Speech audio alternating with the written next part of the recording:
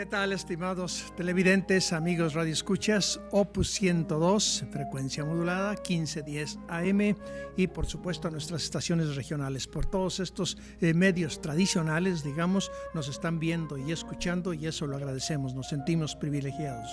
Pero además, por todo lo que son las redes sociales, pues ya estamos en el siglo XXI, y eso habla de que nuestra crónica es atemporal.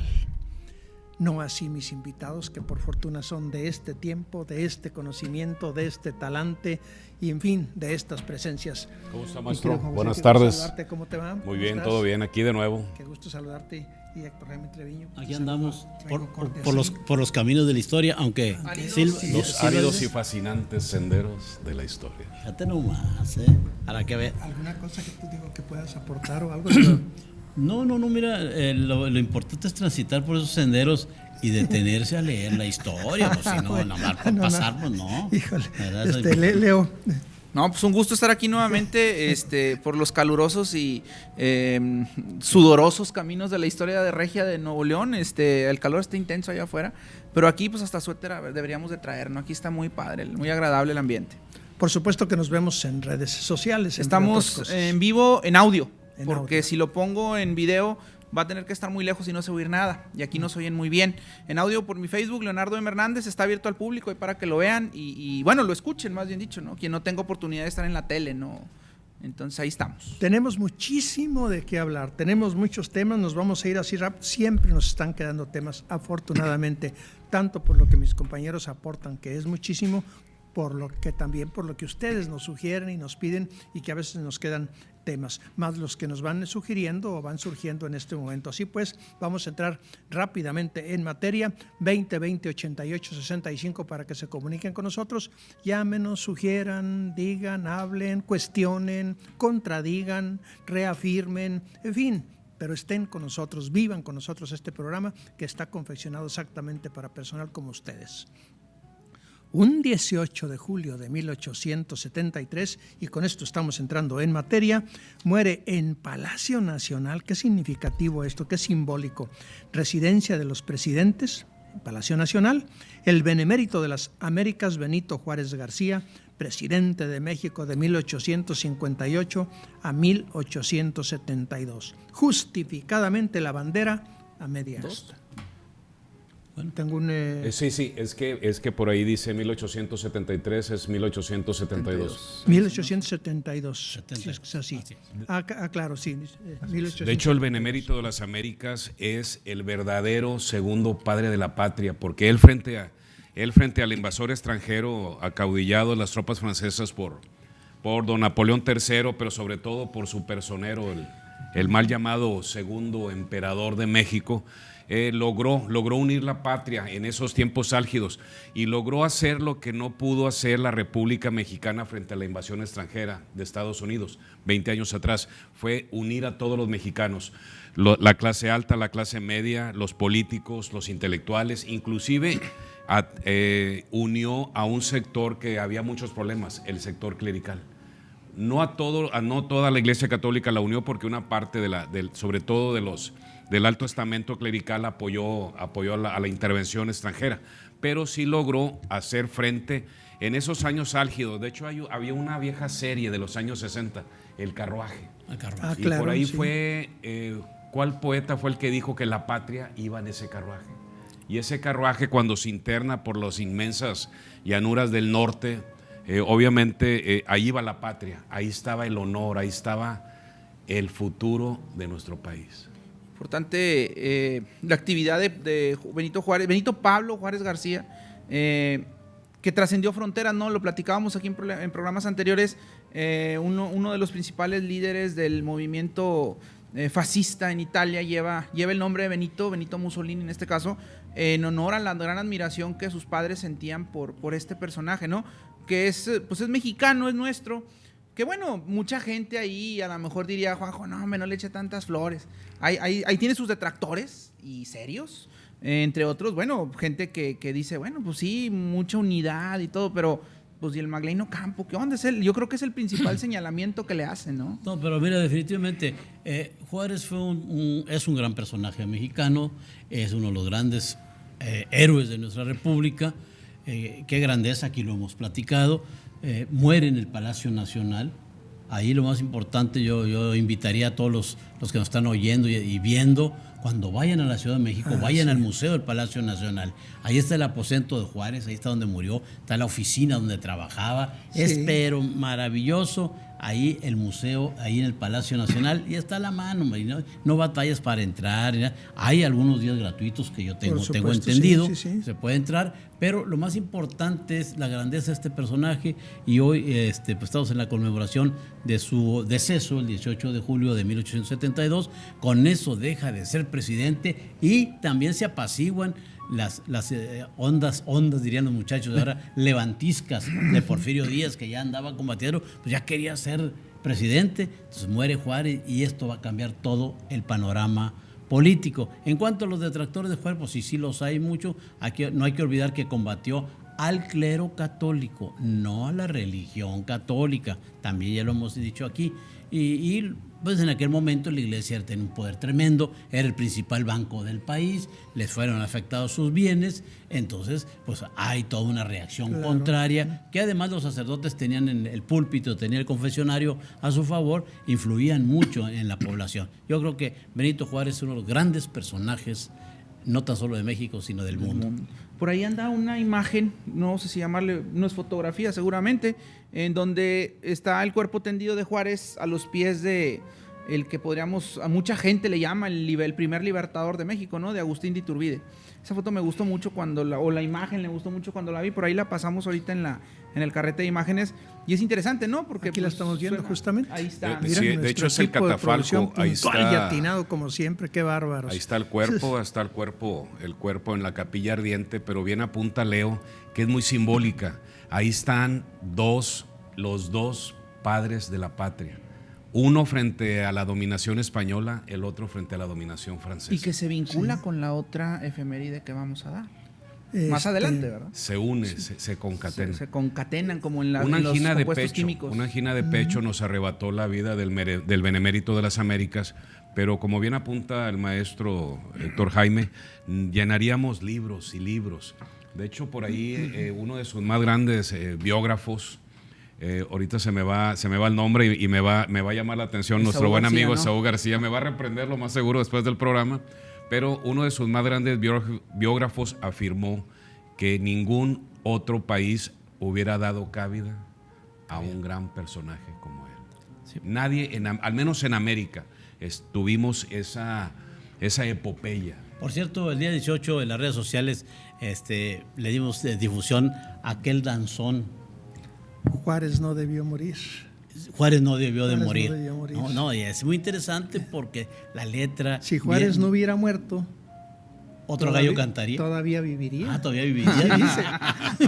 Exactamente. Así dice pero fíjate que la letra anterior de esa era si Martín hubiera muerto. Y antes de una cantante cubana, se muere, el director de la orquesta le hace, o sea, hay una evolución de esa letra, pero es uno de los danzones, ese y Nereidas, son los más escuchados. Son danzones, ¿no? Nereidas. No, pero es hermosísimo ese ritmo de...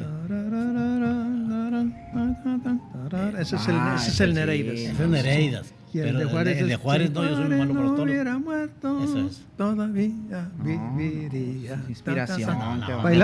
Bailamos. A ver, ¿con quién bailamos? Con Acerina y su danzonera. Y fíjate, yo quisiera nomás así añadir muy rápidamente esto que me tocó viviendo en México y con mis orígenes norteños, llevar a familiares a lo que fuera Palacio Nacional, a visitar Palacio Nacional.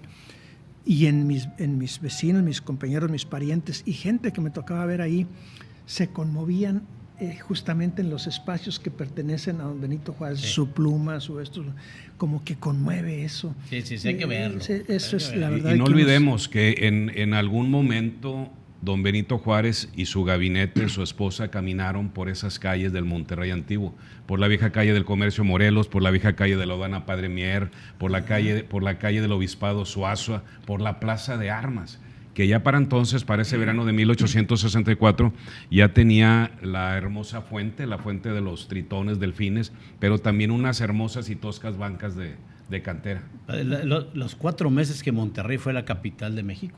Fíjate. La realidad un cuando episodio. estuvo aquí Benito Así Juárez. Claro, sí. Así Y episodio que ya se ha sido muy comentado aquí, Sí. también ya ha sido bien Y es dimensionado. fama que él soportó estos calores con su levitón, traía su levita. Dicen las crónicas que después de un largo y arduo día de trabajo, agobiado por los problemas de la patria, de los invasores, salía a caminar con las manos en la espalda, me imagino que meditabundo o viendo cómo podía salvar a su amada patria. Pero yo creo que en la casa se quitaba la levita y andaba también en camiseta. ¿Quién aguanta estos calorones tremendos? Un ser humano que unas aguas frescas, pues no había cerveza en ese. Todavía todas apenas maneras, empezaba. apenas. Apenas empezaba la fabricación. Juárez no debió morir, eso es lo que Así yo es. quiero decir. Vamos a ver.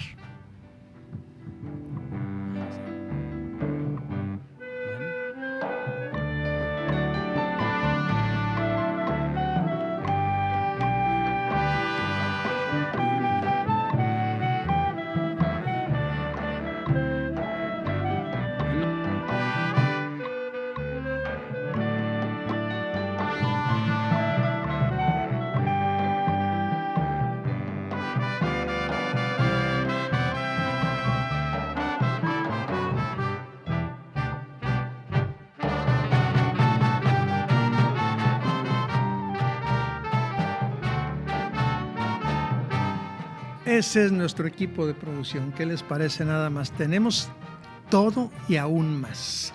Y lo que no tenemos lo componemos. Ahorita Claro, que nomás claro. eso faltaba. Lo componemos. Pero tú hablabas, bueno, entre otras danzoneras, pues Acerina Acerina y su y su danzonera. danzonera, Fue que sí. lo elevó ese danzón Así es. a otro nivel. Y mira que lo tocaron Carlos Campos, Emilio B. Rosado, Mariano Mercerón, en fin, orquestas muy significativas del danzón que llenaron la Ciudad de México particularmente y la provincia. Fíjate que les voy a contar esto así muy rápidamente. El danzón Nereidas, yo lo escuché por primera vez en la Sierra de Arteaga en 1949-50. Sí, sí, sí. ¿Qué hacía Nereidas en la Sierra de Arteaga en los 50 con una de esas propagandas que llegaban vendiendo las medicinas, el jarabe, lo que fuera, y lo que llevaban era el danzón para allá, para la tierra norteña? Así conocí yo Nereidas. Bueno, Y fíjate, y son de la región esta del sureste, son de la parte sur de la República Mexicana, ¿eh? pues sí, pues Porque- es que el danzón entra por Veracruz, Sí, sí. Cuba, Veracruz. Pero Sí. este de Nereidas creo que es de Oaxaca y Juárez Claro. es de Chiapas. Así es, sí, Amador Pérez. No, pero estamos hablando de los danzones. Ah, Pues, ya, sí, ya, ya. Amador Sí, Pérez sí, sí. decía eso. Amador Pérez, bueno, es de origen cubano. Sí, sí. Pero tienen asentamiento en Chiapas y en Chiapas, Oaxaca, y de ahí son. Es Pero una ¿sabes también danzonera. quién lo interpretó? La orquesta típica de Lerdo Lerdo de de Tejada, Tejada, que ya habíamos hecho también. mención en otros programas. Sí. Bueno, ya haremos un programa. Invitaremos al director del Sierra Madre para que nos venga a De la contar un poco de la danzonera Sierra historia Madre. del Un danzón, saludo. y lo platicaremos. Pausa y continuamos.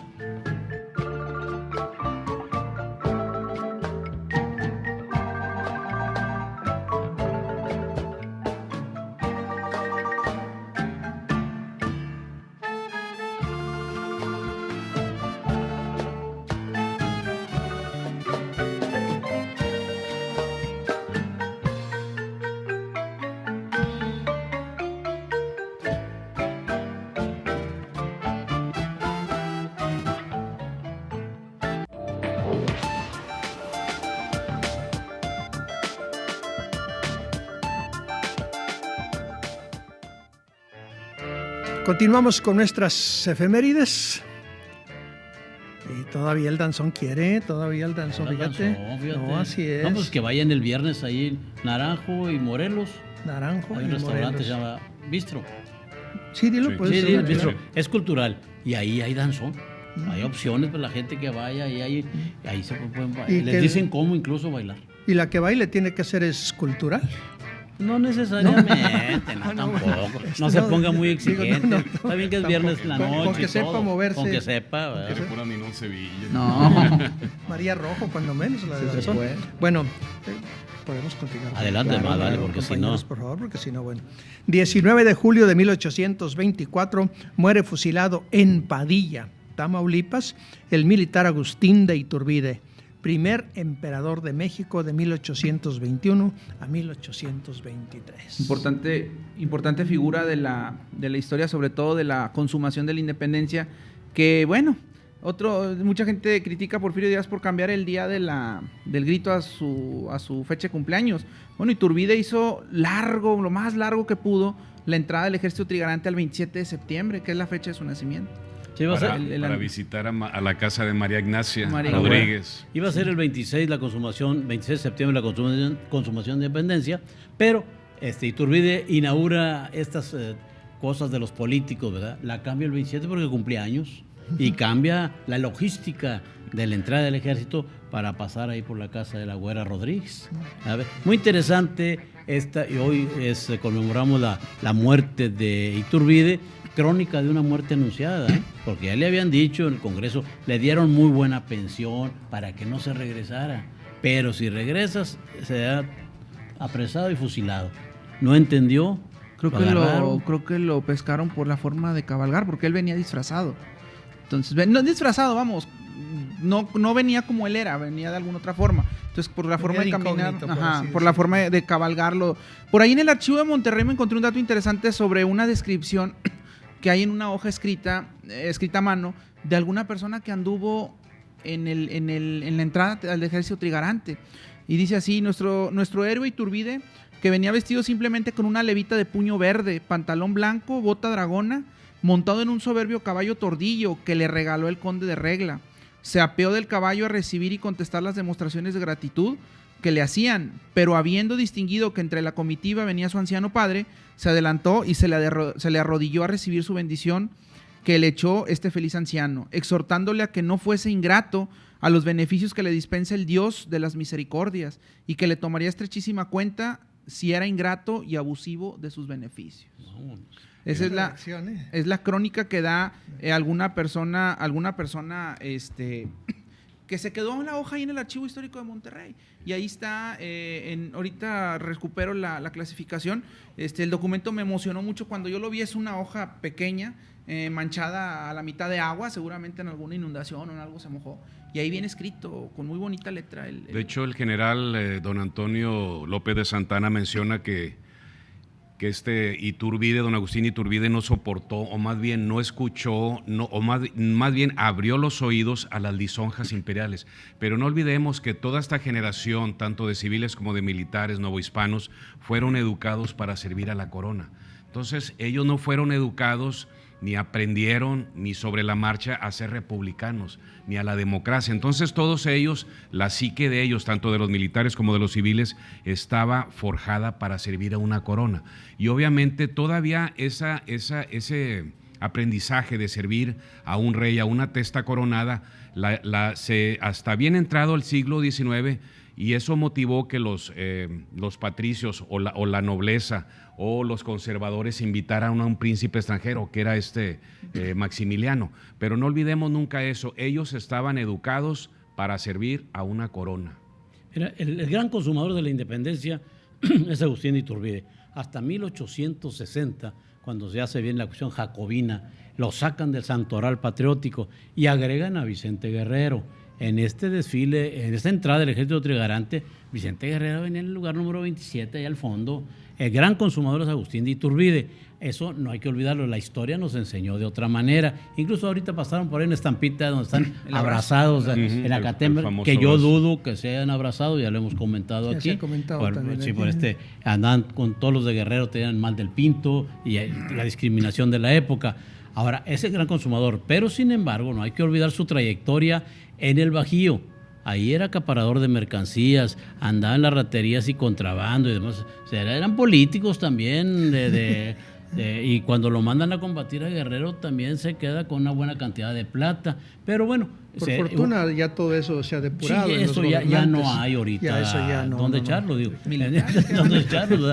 Pero lo interesante es que luego esa junta de la profesa, esa iglesia que está ahí en Madero y Isabel la Católica. Contra esquina del Estanquillo. Contra esquina del Museo del Estanquillo, a 2 cuadras del Zócalo. Ahí se reúnen unas gentes para ver a quién van a acaudillar, a poner a que acaudille este movimiento para liberar a la independencia. Ahí estuvo la Güera Rodríguez en eso, y fue la que propuso el nombre de su novio, por no decir amante.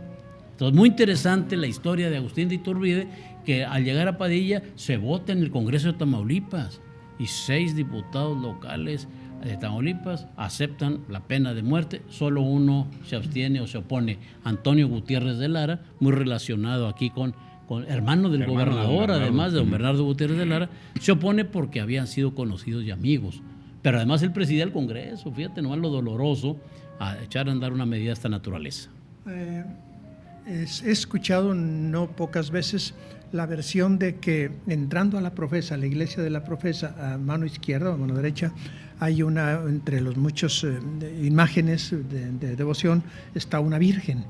Y que el pintor, el que la realizó, el artista que la realizó, habría elegido el rostro de la Güera Rodríguez, ¿verdad? Es correcto. ¿Es correcto? De hecho, les ¿Sí? iba a recomendar a nuestros teleauditores y a nuestros radioyentes que busquen la edición de 1960 de la Güera Rodríguez, de la pluma de un norestense, paisano tuyo, Artemio del Valle Arizpe. Excelente. Yo creo que es la mejor biografía seria, académica, aunque se dice que en ese momento los descendientes o los familiares de la Güera Rodríguez la vetaron, pero pues eso a don Artemio del Valle Arizpe, un entregado al amor de la historia patria, la publicó, pero búsquenla, por Rúa, 1960, Artemio de Valle Arizpe. Vimos también en las imágenes un documento manchado de sangre. Esa carta la traía Agustín de Iturbide a la hora de su fusilamiento entre sus ropas. Era un tipo edicto al mundo en donde él explicaba la situación de México y su postura, ¿no?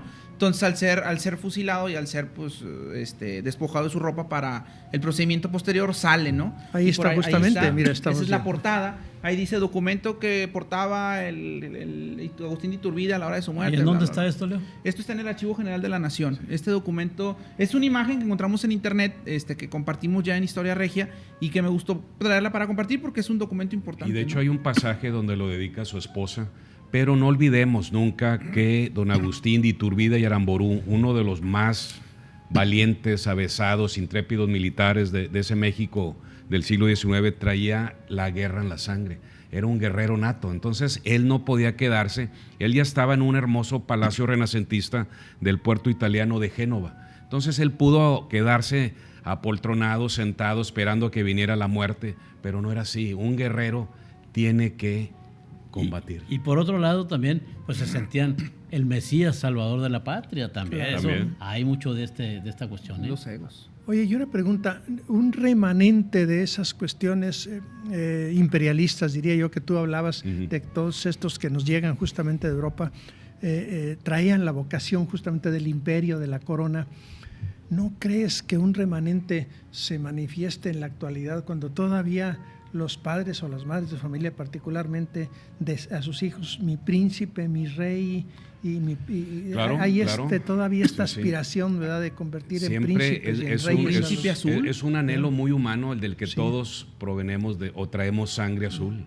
Esa nobleza que ahorita mencionaba el maestro Héctor Jaime, porque bien, acuérdense que don Agustín de Iturbide y Aramburú era un hidalgo, era de la pequeña nobleza novohispana y tal vez no se iba a rebajar a abrazar a un campesino y que era mulato.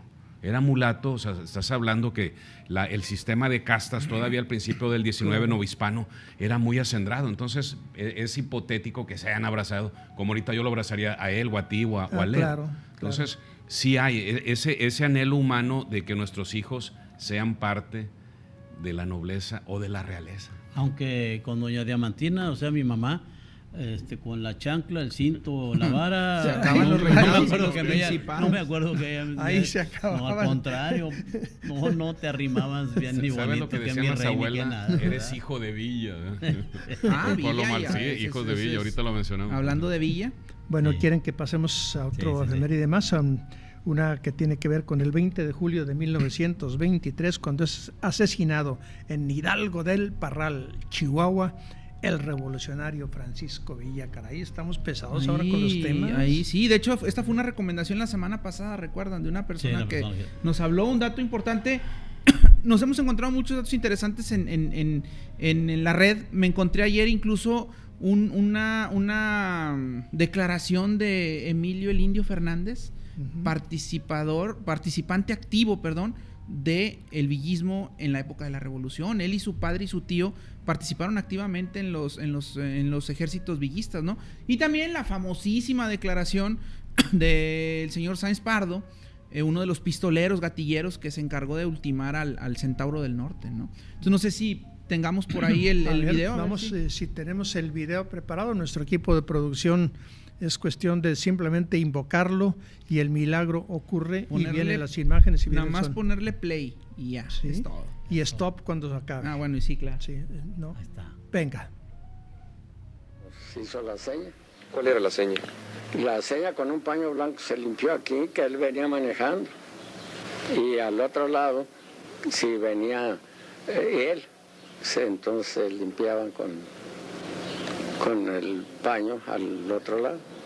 ¿Cómo sabían ustedes que el automóvil del general Villa iba a pasar exactamente por esa calle? Porque no tenía otra por donde pasar. Allí tenía que pasar por fuerza. Si lo único que fuimos nosotros con pendiente, con recelo, siempre fue que allí salían los niños, hay una escuela allí. Hubo un intento antes. Un intento hubo antes y fracasó porque, pues no, hubiéramos matado a los niños y entonces la cosa no habría, pues habíamos echado a perder todo. Con un niño que hubiera perecido allí, nos habrían perseguido, claro. Y así no. Entonces, aquel 20 de julio de 1923, ustedes estaban dentro de la casa donde guardaban la pastura y de ahí vieron venir el automóvil. El automóvil, sí. ¿Y dispararon desde adentro? ¿O? No, salimos a la calle, salimos más lejos de los cuartos que de aquí a donde estábamos sentados. Hasta la esquina de la plaza, ahí nos encontramos con él. La idea era matarlo a él y ya nosotros, aunque nos quedáramos allí. Oye, qué documento. Pues fíjate, ese qué a mí me testimonio, impactó cuando lo escuché. Y bueno, Bien. quedaría pendiente por ahí el del Indio Fernández, que lo subimos a la página de Crónica si quieren, para que la gente tenga la oportunidad de verlo. Bueno, ahí está. No tenía que ir a la escuela. Tenía un caballo y un rifle. Sin embargo, todo el mundo tenía conciencia de que habíamos que tener que aprender a leer y a escribir. Y entre unos y otros se ayudaban. Y nosotros, cuando llegábamos a un pueblo, lo primero que hacíamos, es decir, mi padre y todos los mayores, era poner a los niños a la escuela. Ya fuera una semana, ya fueran 15 días, un mes, nunca más de un mes, porque siempre andábamos en marcha. De manera que su padre se lo llevaba a usted a la revolución como si se lo llevara de paseo. Y a mi madre también. Y a su madre también. Sí, señor. Todo el pueblo iba ahí, hombres, mujeres, niños, todos seguían a su caudillo, a su Pancho Villa. Más que a un hombre, se seguía una razón. Había un clamor por una justicia social, en que había unos cuantos privilegiados, que eran dueños de todo México, y la mayoría no tenía nada y tenía que trabajar como esclavos. Bueno, no, es un documento muy interesante. Ese me lo es frase célebre. Sí, más sí. que un hombre. Un ideal, Una razón, un ideal. claro. Los periódicos de Estados Unidos decían Pancho Villa rise to the victory, Pancho Villa marcha a la victoria. Es innegable el apoyo militar decisivo que Pancho Villa dio a la segunda parte de la Revolución Mexicana o a la Revolución Constitucionalista, porque sin él no hubiese sido posible derrotar a Huerta. Aunque hay otros detractores que dicen que el Cuerpo de Ejército del Noreste de don Álvaro Obregón, después de haber hecho una campaña exitosa, triunfal por todo el oeste de México, después de la batalla de Orendain, toma Guadalajara, y eso motivó los tratados de Teoloyucan, allá por julio de 1914. Vamos a tomarnos un pequeño respiro, ¿les parece? Porque mi mente está trabajando de otra manera y ahorita dije, ¿cómo se crea un gobierno independiente? ¿Siguiendo a un hombre o siguiendo a una razón? Pausa.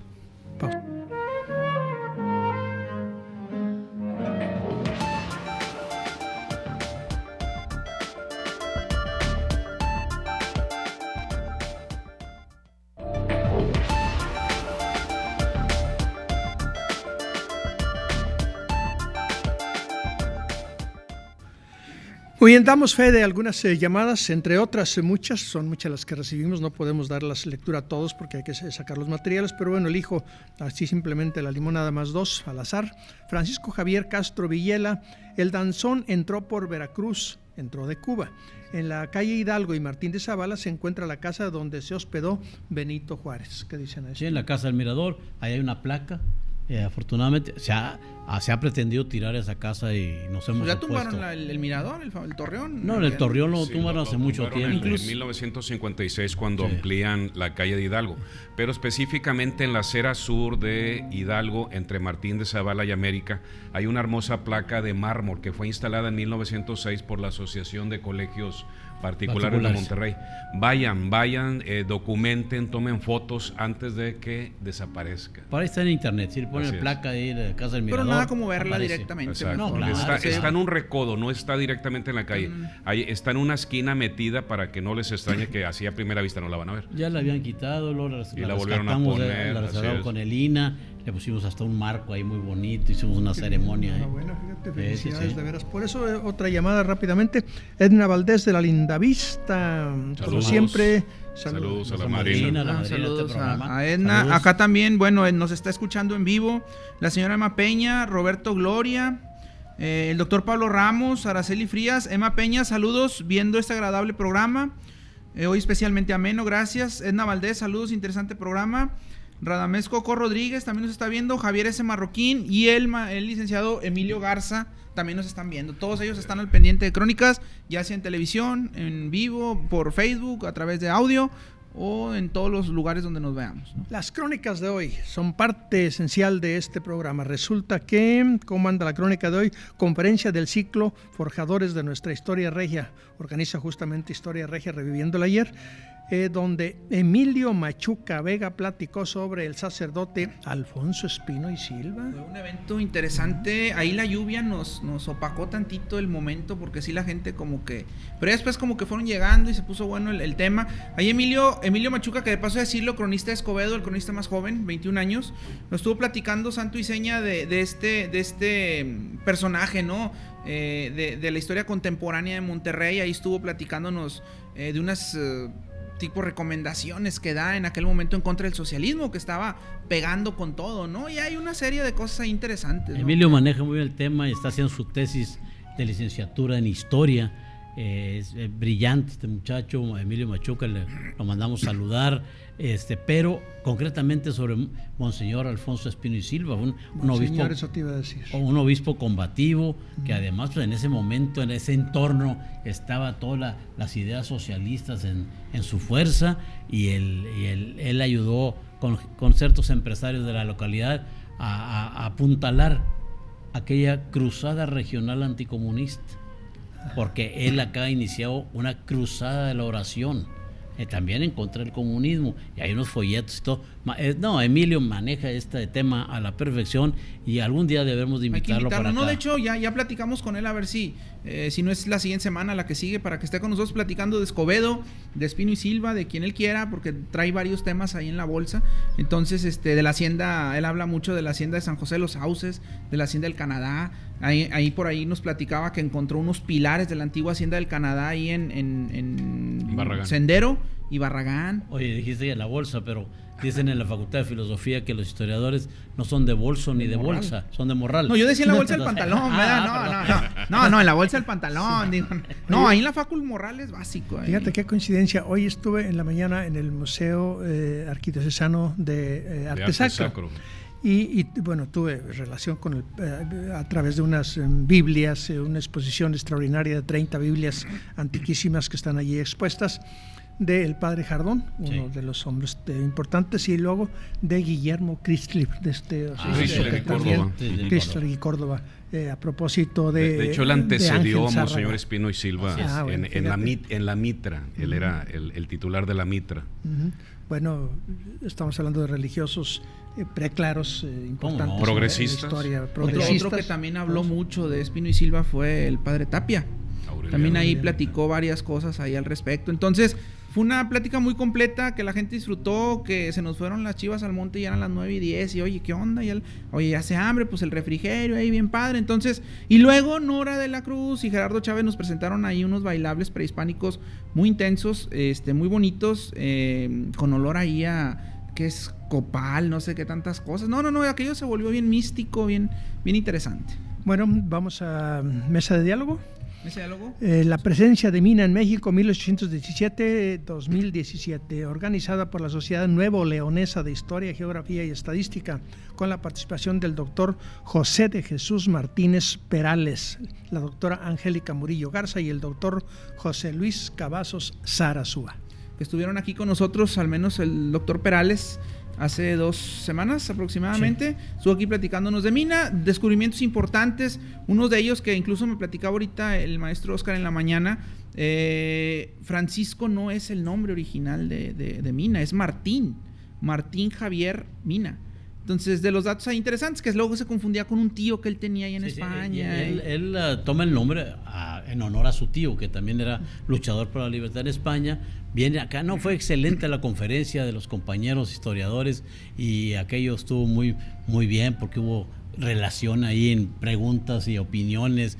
Yo creo que este es un nuevo concepto ahí en la historia. En lugar de que una sola persona dicte una conferencia, una mesa de diálogo. Mejor de 3, está mejor. Muy bien, bueno, pues hemos andado con efemérides de moribundos gloriosos, de cómo de pronto el miedo se ceba por ahí y de cómo las visitas importantes en nuestra ciudad de Monterrey. No sé si todo esto tenga que ver con los andamiajes del miedo, pero yo creo que sí, porque tenemos un invitado de muchísima importancia. Ya van a saber ustedes de qué se trata, luego de que nos tomemos un pequeño respiro, pero los andamiajes del miedo se refuerzan, se intrincan, se complican. Ya me dio miedo. Ya veremos. Venga.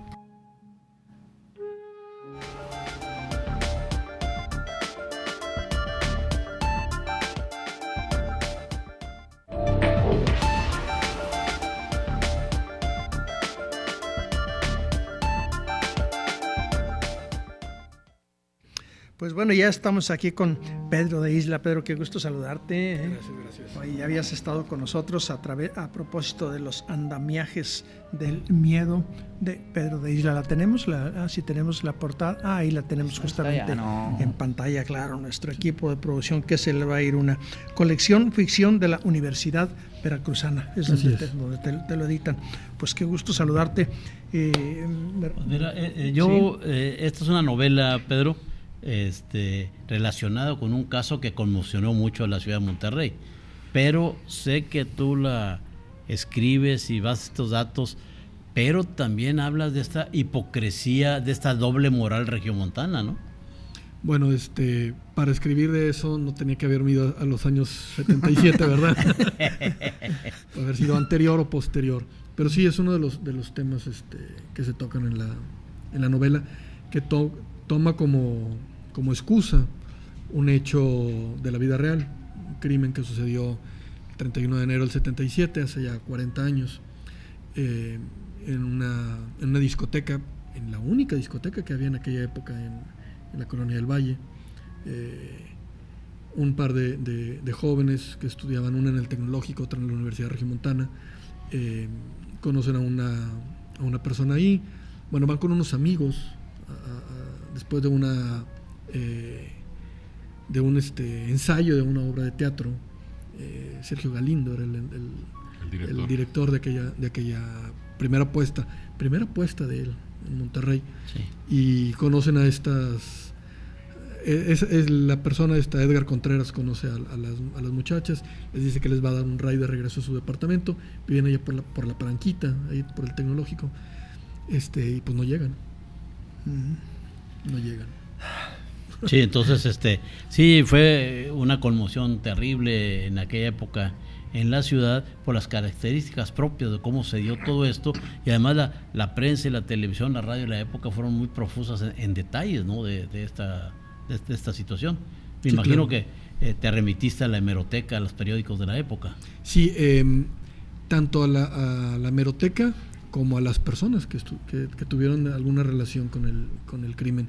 En alguna de las presentaciones me preguntaban si había llegado a platicar con Edgar antes de que falleciera. Edgar falleció hace unos años, o con Elda, que es la sobreviviente, y les dije que no, pero sí tuve contacto con algunas personas que las conocían antes, durante o después del crimen, y me sirvió mucho esa información para ir armando la novela. Y dices que la única discoteca que había era allá por la del Valle, ¿cómo se llamaba? El Sgt. Pepper. El Sargento Pimienta, era la única que había ahí en el centro, las demás estaban ahí en el... Bueno, la única que estaba ahí en la del Valle, las otras estaban en el centro de Monterrey, era el CID, era la Texas. Bueno, pero esas no eran discotecas, ¿no? Bueno, no, pero centros nocturnos. No eran discotecas también. El ¿También? CID era discoteca, la Texas, pero la discoteca de No, moda era el Sgt. Pepper.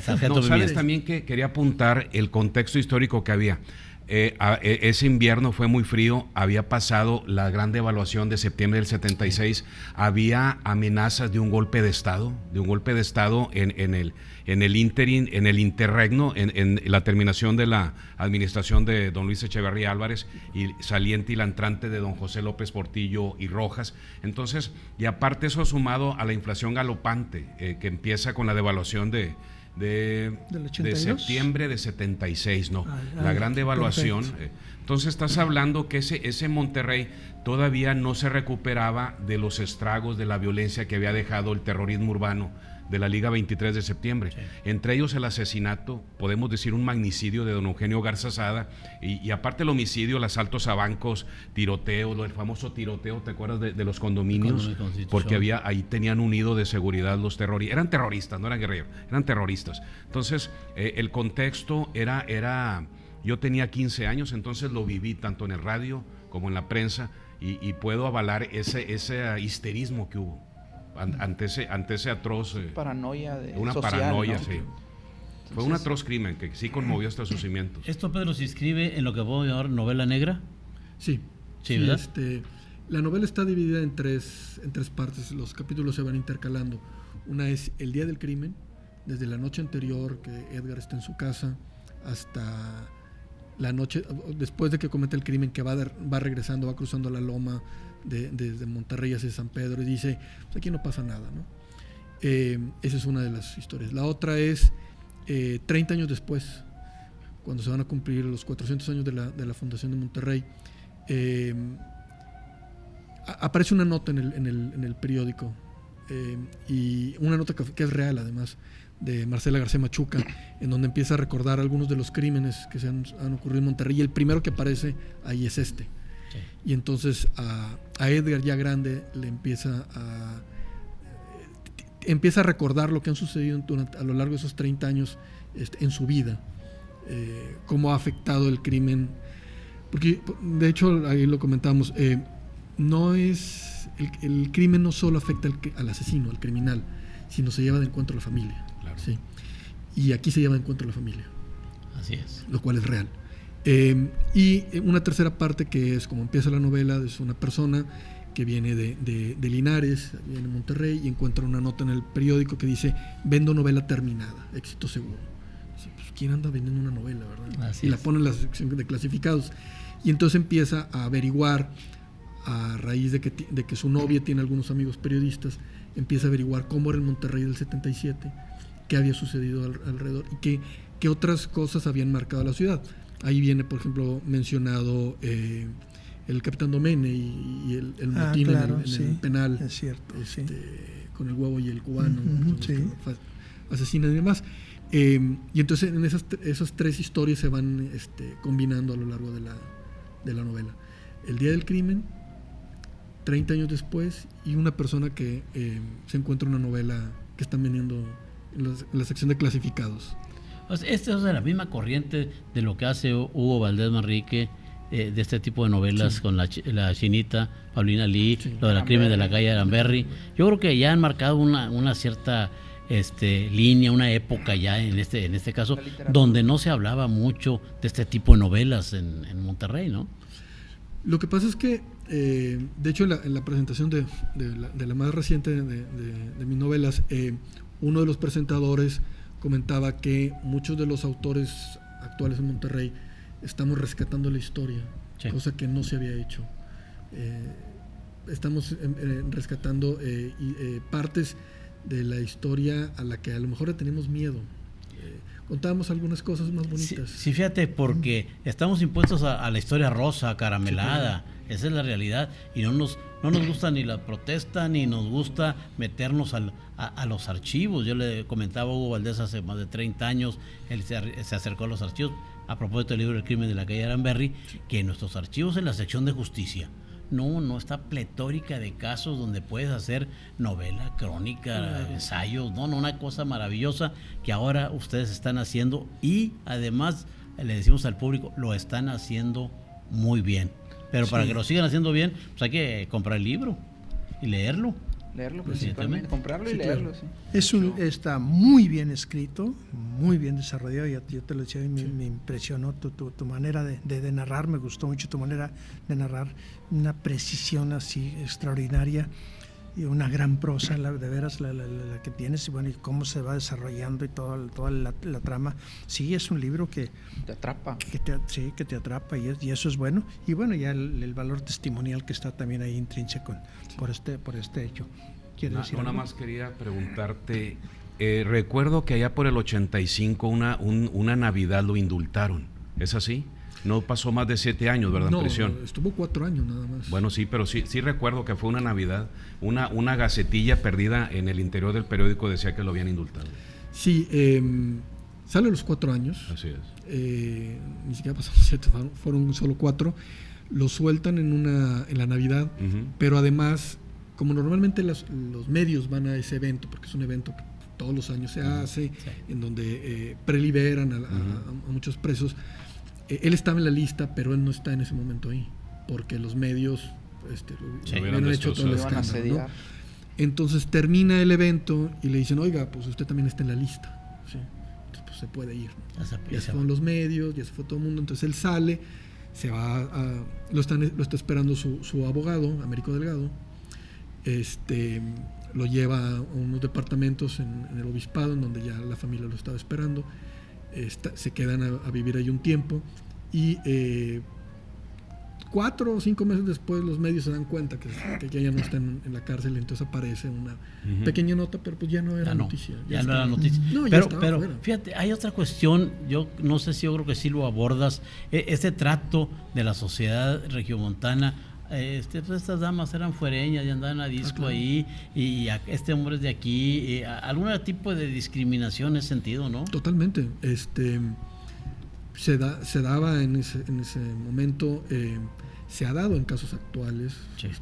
Podemos tomar, por ejemplo, el de se me fue Godoy, el de Peñacos, sí. La muchacha tuvo algo que ver. Sí. No tenemos las pruebas en la mano para decirlo, pero decimos, ¿sabes qué? Ella tuvo que ver. Bueno, el Facebook es un nido de psicólogos, de abogados, criminólogos, de educadores, criminólogos. No, está intensa la opinión en el Facebook, ¿no? Con Julio Castrillón también pasó lo mismo. Con Castrillón, sí. Ella tuvo algo que ver. ¿Por qué? Porque estaba en su casa sola. No lo sabemos, no tenemos las pruebas, pero defendemos. Y en el caso de este crimen, todavía más, porque ellas eran de fuera. Sí, yucatecas, ¿verdad? Eran de Yucatán, entonces, pues quién sabe qué mañas tenían allá, porque se vienen a hacer este tipo de cosas acá, y un hombre casado no hubiera hecho eso. Esa yo digo, es la doble moral de ciertos sectores de la sociedad regiomontana o nuevo leonesa. Pero no nada más regiomontana. No, yo sé, pero como estamos hablando aquí en este caso, y de esta doble o triple moral también que se da mucho en algunas esferas de la sociedad, pues porque eso se retrata acá en tu libro también, en tu novela. Y fíjate que aquí en este programa, si algo defendemos es que aquí no hay doble moral, no hay censura, no hay absolutamente nada, pero quiero decirles que este programa se ha terminado. Caray, apenas íbamos agarrando vuelo, pero bueno. Digo, contra el tiempo no se puede. Discúlpame, pero y no es que el tema esté pesado. Por eso nos dicen ahí que 2 horas, pero no sé, arriba. No llega hasta arriba la petición. Pero no, muy interesante de veras tu libro, léanlo, de veras vale la pena que se acerquen a él. ¿Está en venta? ¿Dónde lo podremos en la Casa del Libro de la Universidad, y tengo entendido que también está en La Ventana. la ventana. 2 librerías de prestigio, Sí. porque siempre tiene que ser en librerías de prestigio. Eso es muy bueno, que el tuyo esté también ahí. Pedro, qué gusto saludarte, de veras. Un gusto tenerte aquí. No nos queda más que despedirnos. Gracias por acompañarnos. Muchas gracias por habernos acompañado. Un último aviso. Ya nos vamos. 7:30 de la tarde, Bistro Galería. Vamos a hablar de don Eugenio Garzazada, vida y obra. Va la licenciada Mariana Sánchez del Centro Eugenio Garzazada a partir de las 7:30 y los esperamos a todos, ¿no? Hoy, 11 de la noche, este programa se repite por Opus 102, 1510 AM y estaciones regionales para que nos vean. 10 de la noche. 10 de la noche por 10 de Opus la noche, 102. dije mal. Bueno, este fue un programa más de Crónicas, desde luego gracias a nuestro equipo de producción, nuestros camarógrafos y principalmente gracias a ustedes, estimados televidentes, amigos radioescuchas que nos siguieron en este programa. Hasta la próxima.